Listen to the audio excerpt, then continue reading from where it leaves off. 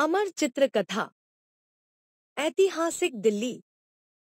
परंपरा के अनुसार पांडवों की राजधानी इंद्रप्रस्थ उसी जगह थी जहां पर आज आधुनिक भारत की राजधानी दिल्ली स्थित है। दिल्ली में मिले अवशेष बताते हैं कि यह ऐतिहासिक नगरी मौर्य, शुंग, शक कुषाण, गुप्त, राजपूत और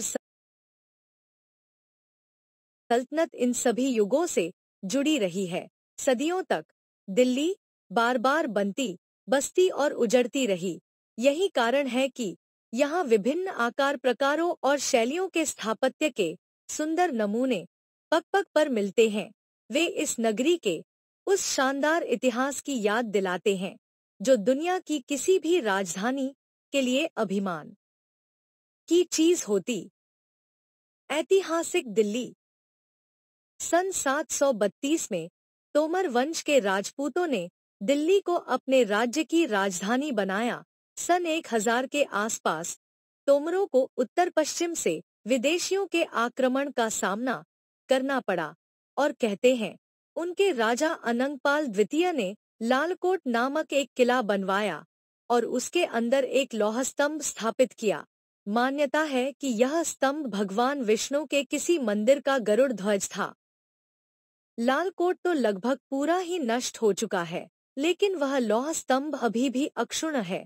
प्राचीन भारत की धातु विद्या का एक चमत्कार। सदियों धूप और वर्षों में खड़े रहने के बाद भी स्तंभ पर मोर्चे का निशान तक नहीं है। यह लगभग 1600 वर्ष पुराना है। राजपूतों के ही चौहान नामक राजवंश ने तोमरों को अपदस्थ कर दिया। इस वंश के सबसे महान शासक थे पृथ्वीराज तृतीय। पृथ्वीराज ने किला लालकोट को और मजबूत बनवाया। तब किले का नाम पड़ा राय पिथौरा। सन 1971 में मोहम्मद गोरी ने भारत पर चढ़ाई की। पृथ्वीराज ने उसे हराया, लेकिन उसकी जान बख्श दी और कहा, इसे इसके देश वापस भेज दो। मोहम्मद गोरी मन ही बोला, वापस लौटकर मैं अपनी हार का बदला लूंगा। अगले साल मोहम्मद गोरी लौटा और उन दोनों का फिर आमना सामना हुआ, लेकिन इस बार पृथ्वीराज हार गए और उस बहादुर राजपूत का वध कर दिया गया। दिल्ली मोहम्मद गोरी के एक सेनापति कुतुबुद्दीन ऐबक को सुपुर्द की गई। कुतुबुद्दीन ने अपनी जिंदगी एक गुलाम की हैसियत से शुरू की थी, इसलिए उसने जिस वंश की स्थापना की वह गुलाम वंश के नाम से प्रसिद्ध हुआ।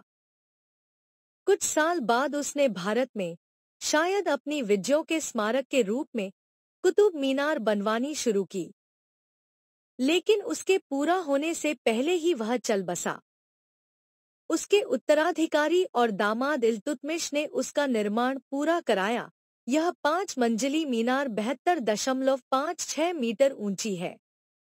मीनार के निकट ही उत्तर भारत की पहली मस्जिद कुव्वतुल इस्लाम यानी इस्लाम का सामर्थ्य, जिसे कुतुबुद्दीन ने बनवाया और जिसका विस्तार इल्तुतमिश ने कराया, खंडहर के रूप में मौजूद है।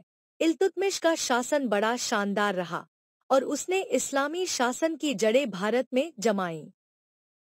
उसकी कब्र मस्जिद से सटी हुई है और बाहर से बहुत साधारण दिखती है, लेकिन अंदर नक्काशी और शिलालेखों की भरमार है। नक्काशी के बीच हिंदू शैली के कई कला प्रतीक भी हैं। इसका जिक्र मुसलमानी स्थापत्य में हिंदू कला के उपयोग के सुंदरतम उदाहरण में किया जाता है। इल्तुतमिश के बेटे सल्तनत के लिए आपस में लड़ पड़े। एक भाई ने दूसरे का खून कर दिया।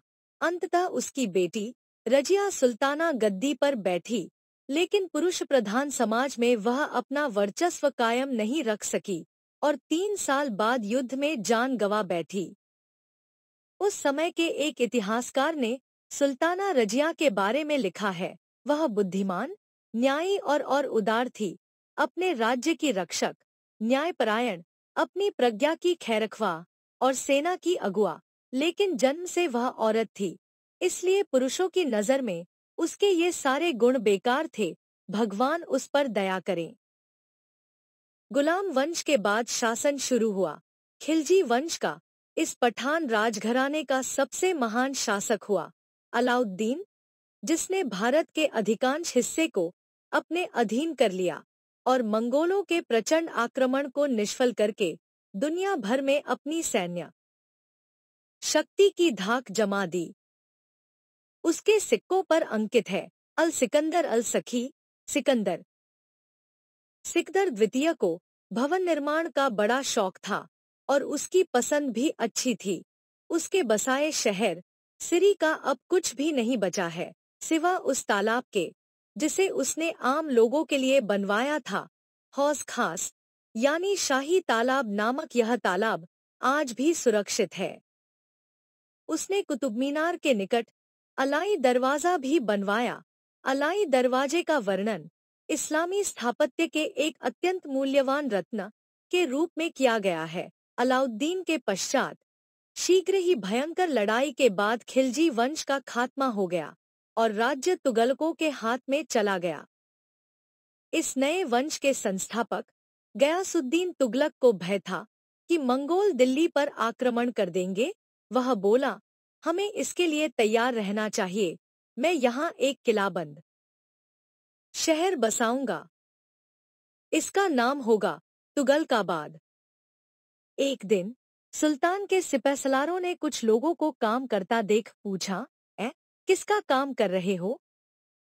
मेरा, जवाब देने वाले थे सूफी संत निजामुद्दीन औलिया। उन्होंने कहा, हम यहाँ अवाम के लिए तालाब बना रहे हैं। सिपहसालार बोला, नए शहर में काम करने के लिए ये लोग बादशाह को चाहिए। औलिया ने कहा, तुम्हारे नए शहर में तो सियार ही बोलेंगे, यह तालाब ज्यादा जरूरी है। सिपहसालार बोला, सुल्तान बहुत नाराज होंगे। संत का सौभाग्य गयासुद्दीन उन दिनों बंगाल में था। खबर पाकर वह बोला, लौटने पर उसे देख लूंगा। गयासुद्दीन बंगाल में काम खत्म करके जब घर को रवाना हुआ तो संत के अनुयायियों को घबराहट होने लगी। वे बोले, सुल्तान चल पड़ा है, आप यहाँ से कहीं चले जाइए, साई। संत औलिया ने कहा, डरो नहीं, दिल्ली अभी दूर है। गयासुद्दीन कभी दिल्ली नहीं पहुंचा। राह में वह अपने सम्मान में आयोजित एक समारोह में शामिल हुआ और जिस मंच पर वह बैठा था वह ढह पड़ा। सुल्तान वहीं दबकर मर गया। निजामुद्दीन औलिया की भविष्यवाणी सच निकली। गयासुद्दीन के उत्तराधिकारी मोहम्मद ने तुगलकाबाद खाली कर दिया और वहां सचमुच शियार बोलने लगे। संत की दरगाह या मकबरा संसद भवन से 8 किलोमीटर दक्षिण है। नया सुल्तान मोहम्मद बिन तुगलक क्रूर और खपती होते हुए भी दूरदर्शी था। दक्षिण की यात्रा करते समय एक बार वह देवगिरी गया। वह बोला, यह शहर हमारे राज्य के ठीक बीच में है और मंगोलों की पहुंच से दूर भी है। मैं यहीं अपनी राजधानी बनाऊंगा। देवगिरी का नाम दौलताबाद रख दिया गया और दिल्ली के तमाम बाशिंदों को वहां जाने की आज्ञा दी गई। लेकिन लोग परेशान थे। एक व्यक्ति बोला, इस शहर से सारी दुनिया को रश्क है, इसे हम कैसे छोड़ दें? दूसरा व्यक्ति बोला, दौलताबाद 700 मील दूर है, बीवी बच्चों और तमाम सामान के साथ हम वहां कैसे जा सकते हैं? लेकिन सुल्तान को सिर्फ लोगों के जाने से मतलब था, चाहे कैसे भी जाएं। वह बोला, सब लोगों से कह दो कि 3 दिनों में रवाना हो जाएं, जो पीछे रह जाएंगे उनकी सजा मौत है। अनिच्छापूर्वक लोग चल पड़े। रास्ते में हजारों मर गए। नई राजधानी में पहुंचने वालों को काफी मुश्किलों का सामना करना पड़ा। वहां न घर थे न काम, इस पर लुटेरों के शिकार भी बन गए। सुल्तान को अपनी गलती महसूस हुई और उसने लोगों के वापस दिल्ली लौटने का हुक्म दिया। वापसी में और भी हजारों लोग मरे गए। इधर दिल्ली बर्बाद हो चुकी थी। पुराने रूप में लौटने में उसे सालों लग गए। मोहम्मद तुगलक का उत्तराधिकारी था फिरोज शाह। वह शांतिप्रिय था और प्रजा की भलाई के लिए उसने बहुत कुछ किया। राज्य भ्रमण के दौरान वह सिपहसलार से बोला, यहाँ इतनी सारी जमीन बिना जुती पड़ी है। सिपहसलार बोला, यह इलाका सूखा है हुजूर, बहुत कम बारिश होती है यहाँ। फिरोज शाह बोला, हमें यहाँ नहरें खुदवानी चाहिए। अपनी सल्तनत में उसने 5 बड़ी नहरें बनवाईं। उनमें एक है आज का पश्चिमी यमुना नहर। 1354 में उसने फिरोजाबाद नामक शहर बसाया। महल और फिरोज शाह के कोटले से शहर पंखे के रूप में फैला हुआ था। कोटले में एक चबूतरे पर खड़ा बलुआ पत्थर का बना अशोक स्तंभ 12.97 मीटर ऊंचा है। जब फिरोज शाह इस स्तंभ को अंबाला से उठवा कर लाया तो लोगों को बहुत कौतूहल हुआ था। लोगों ने कहा, स्तंभ पर कुछ खुदा हुआ है, इसे कोई पढ़ नहीं सकता। घोषणा की गई, जो इस पर खुदी हुई इबारत को पढ़ दे, सुल्तान उसे बहुत इनाम देंगे। लेकिन यह इबारत पढ़ी जा सकी 1837 में। पढ़ने वाला था एक अंग्रेज, जेम्स प्रिंसेप। फिरोज की 1588 में मृत्यु हो गई और कुतुब मीनार के निकट हौन खास के एक कोने में दफना दिया गया। फिरोज शाह के बाद कई सुल्तान गद्दी पर बैठे, लेकिन वे सब अयोग्य शासक थे और तुगलक वंश को सबसे बड़ा धक्का लगा तैमूरलंग के आक्रमण से। तैमूर दिल्ली में लूटमार और कत्लेआम मचाकर वापस चला गया। 100 से भी अधिक सालों बाद उसी के एक वंशज बाबर ने भारत में अपना भाग्य आजमाने की सोची। इस बीच दिल्ली पर लोदियों का शासन था। इस वंश का अंतिम सुल्तान इब्राहिम लोदी पानीपत में बाबर से लड़ा। वह बहुत वीरता से लड़ा, लेकिन हार गया और मारा गया। बाबर ने कहा, तुम्हारी बहादुरी को सलाम। लोदियों ने दिल्ली पर 75 वर्षों तक शासन किया। उनकी बनवाई आडंबरहीन इमारतों में मुख्य है लोदी गार्डन में स्थित सिकंदर लोदी का मकबरा। जहीरुद्दीन मोहम्मद बाबर ने 24 अप्रैल 1526 को दिल्ली में प्रवेश किया। एक साल बाद राणा सांगा के नेतृत्व में राजपूत उसके सिर पर आ धमके। राजपूत बाबर को दिल्ली और हिंदुस्तान से खदेड़ देने के लिए दृढ़ प्रतिज्ञ थे। बाबर का सेनापति बोला, हमारी तादाद कम है। बाबर ने कहा, हमारी तादाद पानीपत में भी कम थी। सेनापति बोला, यहाँ बात जरा अलग है। राजपूत जांबाज लड़ाके हैं। उन्होंने हमारे 1500 सिपाहियों के हरावल को गाजर मूली की तरह काट डाला है। बाबर ने कहा, हमारा नजूमी क्या कहता है, किस्मत हमारा साथ देगी। नजूमी बोला, नहीं हुजूर, नहीं, मंगल पश्चिम में है, हमारे खिलाफ।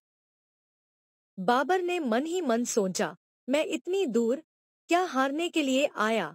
अगर मैं कुछ कुर्बानी दूं, तो शायद गैबी ताकत मेरी मदद करे। मैं शराब के बगैर रह नहीं सकता, तो शराब छोड़ देने से बड़ी कुर्बानी और क्या हो सकती है? वह शराब की सुराही को तोड़कर बोला, अब से शराब की एक बूंद भी मेरे लिए हराम है। बाबर ने अपनी सेना से कहा, साथियों और सिपाहियों, जो भी इस दुनिया में आया है उसे मरना ही है। जब हमें मरना ही है, तो क्यों न हम इज्जत से मरें। बाबर के शब्दों ने उनमें अपूर्व जोश भर दिया और वे राजपूतों पर टूट पड़े और उन्हें मूंग की खिलाई। इस जीत ने हिंदुस्तान में बाबर के पांव मजबूती से जमा दिए। उसी से मुगल बादशाहत की शुरुआत हुई, जिसके दौर में दिल्ली अपनी उन्नति के शिखर पर पहुंची। बाबर का उत्तराधिकारी हुआ उसका विद्वान लेकिन अंधविश्वासी बेटा हुमायूं। एक सिपहसलार को दरबार में आते देख वह बोला, बाहर बाहर निकलो, पहले बाहर जाओ और फिर अंदर आओ, लेकिन इस दफा तुम्हारा दाया पांव आगे रहे। कभी किसी घर या मस्जिद में बाया पांव पहले मत रखा करो। दिल्ली और आगरा में से कहाँ राजधानी रखे, हुमायूं तय नहीं कर पाया। लेकिन उसने दिल्ली में एक किले का निर्माण या जीर्णोद्धार कराया, जिसे पुराना किला कहा जाता है। ऐसी मान्यता है कि जहां यह किला है, वहीं पहले इंद्रप्रस्थ नगरी थी। इसकी प्राचीनता का पता लगाने के लिए यहां खुदाई करवाई जा रही है। शेरशाह के नेतृत्व में अफगानों ने हुमायूं को 2 बार हराया। दूसरी हार के बाद हुमायूं हाथी पर सवार हो युद्ध के मैदान से भाग गया और 10 वर्ष तक बेघरवार का भटकता रहा। शेरशाह सुयोग्य शासक था। उसने सड़कें बनवाईं और यातायात व्यवस्था में सुधार किया। ग्रैंड ट्रंक रोड उसी ने बनवाया था। वीरान पड़े फिरोजाबाद के इमारती सामान से उसने एक नया शहर बसाया। उस शहर का एक दरवाजा कोटला फिरोज शाह के निकट मौजूद है और आजकल खूनी दरवाजा कहलाता है। पुराने किले के अहाते में उसने 2 इमारतें बनवाईं। एक तो मस्जिद थी और दूसरा था शेर मंडल। कुछ साल बाद जब हुमायूं ने दिल्ली पुनः प्राप्त की, तो शेर मंडल की सीढ़ियों से फिसल गया और उसकी दाईं कनपटी एक नुकीले कोने से टकरा गई और 3 दिनों बाद वह मर गया। हुमायूं का मकबरा निजामुद्दीन औलिया की दरगाह के निकट ही है। हुमायूं का उत्तराधिकारी हुआ अकबर महान। एक दिन जब अकबर निजामुद्दीन औलिया की हरगाह से लौट रहा था, उसे तीर लगा। ओह! सेनापति बोला, पकड़ो उसे। असफल हत्यारा पकड़ा गया और उसे सजा मिली। लेकिन उसके बाद अकबर को दिल्ली से खास लगाव नहीं रहा। उसने आगरा और फतेहपुर सीकरी से शासन किया। अगले शासक जहांगीर का भी प्यार दिल्ली को नसीब न हुआ। प्लेग के प्रकोप से उजाड़ राजनगर मूषकनगर हो गया। जहांगीर ने 22 वर्षों तक शासन किया। उसके बाद गद्दी पर बैठा शाहजहां। कहा जाता है कि शाहजहां को शाही जुलूसों के लिए आगरा की गलियां बहुत भीड़ भरी और तंग लगी और उसने दिल्ली चले जाने का फैसला कर लिया। वहां उसने एक शानदार किला बनवाया। आज उसे लाल किला कहते हैं। यह किला बनवाने में 1 करोड़ रुपए खर्च हुए थे। किले के अंदर कई खूबसूरत इमारतें हैं। दीवान-ए-आम, जहां बादशाह अपनी रियाया से मिलते थे, और दीवान-ए-खास, जहां अपने खास मुसाहिबों के साथ सलाह-मशविरा करते थे। शाहजहां ने एक मस्जिद बनवाने का भी फैसला किया। मस्जिद की नींव डालने के वक्त उसने कहा, नींव का पहला पत्थर डालने की इज्जत मैं उस आदमी को बख्शना चाहता हूँ जिसने आधी रात की नमाज कभी न छोड़ी हो। कोई आगे नहीं आया। बादशाह को खुद ही इस काम को अंजाम देना पड़ा। मस्जिद बनाने के लिए 6 साल तक 5,000 मजदूर दिन रात खटते रहे। ऐसे बनी जामा मस्जिद। लाल किले के बाहर शाहजहांबाट नामक खूबसूरत और समृद्ध शहर बस गए। शहर की मुख्य सड़क थी चांदनी चौक। शाहजहां के समय मुगलों की ताकत चरम सीमा तक पहुंच गई थी और दिल्ली एशिया का एक अत्यंत महत्वपूर्ण शहर बन गया था। शाहजहां को उसके सबसे छोटे बेटे औरंगजेब ने गट्टी से उतार दिया और औरंगजेब ने अपने हो भाइयों की हत्या की। एक को खदेड़ भगाया और फिर गद्दी पर बैठा। उसकी बहन रोशनारा ने उसकी मदद की। आज रोशनारा की याद दिलाने को उसका बनवाया खूबसूरत बाग रह गया है, जिसका नामकरण उसके ही नाम पर हुआ। गुरु तेग बहादुर की मृत्यु के लिए भी औरंगजेब हो जिम्मेदार था। कहा जाता है कि जिस वटवृक्ष के तले गुरु का वध हुआ, उसका तना आज भी चांदनी चौक के गुरुद्वारा शीशगंज में देखा जा सकता है। औरंगजेब के शासन के अंतिम वर्षों में मुगल साम्राज्य के पतन के लक्षण स्पष्ट दिखाई पड़ने लगे थे। महत्वाकांक्षी सामंतों ने अपनी ताकत और प्रभाव बढ़ाना शुरू किया। ऐसे ही एक सामंत जयपुर के राजा जय सिंह द्वितीय ने 5 वेधशालाएं बनवाईं। पहली थी दिल्ली का जंतर मंतर।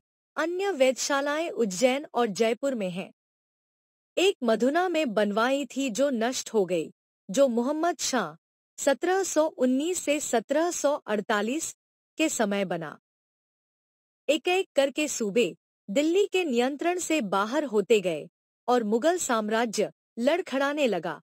फिर 1739 में लोग कह रहे थे, हमारी सेना हार गई, नादिर शाह यहाँ आ पहुंचा है, भागो, नादिर शाह आ गया। फारस के नादिर शाह ने दिल्ली को रौंद डाला और हजारों लोगों को कत्ल कर दिया। जाते समय वह प्रसिद्ध कोहिनूर, तख्ते ताउस और इतना धन साथ ले गया कि फारस में उसने मुनादी फिरवा दी कि उसकी रियाया को 3 साल तक कर नहीं देना पड़ेगा। अगले 100 वर्षों में दिल्ली पठानों, रोहिल्लों और मराठों द्वारा बार बार रौंदी जाती रही और मुगल साम्राज्य का इतनी तेजी से पतन हुआ कि मुगल वंश के अंतिम शासक बहादुर शाह जफर का शासन बस लाल किले की दीवारों के अंदर ही रह गया था। बहादुर शाह जफर कवि था, लेकिन 1857 में वह अपने अनजाने ही विद्रोहियों का मुखिया बन गया और अंग्रेजों ने उसे गिरफ्तार कर लिया। उसके 3 बेटों को शहर फाटक के निकट गोली मार दी गई। तभी से उसका नाम खूनी दरवाजों पड़ा और उनकी लाश सरेआम चांदनी चौक में एक चबूतरे पर लोगों के देखने के लिए रखी गई। 1911 में अंग्रेजों ने दिल्ली को भारत की राजधानी बनाने का निर्णय किया और सर एडवर्ड लुटियंस को एक नया शहर बसाने को कहा। नया शहर 1931 में तैयार हुआ। अंग्रेजों के जाने के बाद से दिल्ली स्वतंत्र भारत की राजधानी है। आज दिल्ली ऐसा शहर है जहां पुराने किले और नए स्टेडियम व फ्लाईओवर अगल-बगल में देखे जा सकते हैं।